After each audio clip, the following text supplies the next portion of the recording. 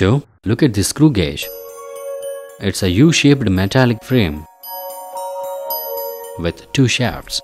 One end is fixed and other end is connected to a hollow cylinder. It consists of 5 parts: hollow cylinder, screw, barrel, pitch scale, head scale. It has an advantage than a scale because its least count is very small, that is 0.01 mm. Before measuring the diameter or thickness of any object, we need to check the error. It indicates negative error because 0th division of the head scale is above the index line. Here, correction has to be positive. This indicates positive error because the 0th division of the head scale is below the index line. Here, connection has to be negative and this is no error. Here, the 0th division of head scale coincides with the index line.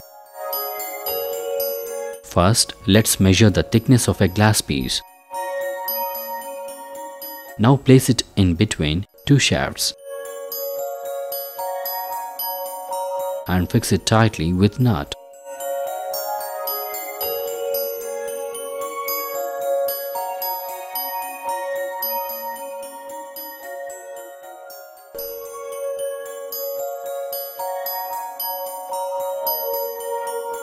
Take the readings of pitch scale and head scale.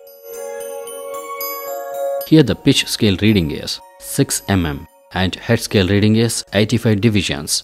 Let's find out the thickness with the formula. T is equal to PSR plus CHSR into LC, that is least count, is equal to 6 plus 85 into 0.01 is equal to 6.85 mm. Good, Bob. What about diameter of a battery? Wait, I'm coming to that. This is also very simple. Just take the reading as we did before. Here, PSR is 14 mm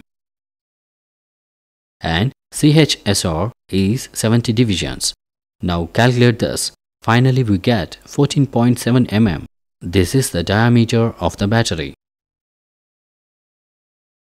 Superb, Bob. Now I can measure anything.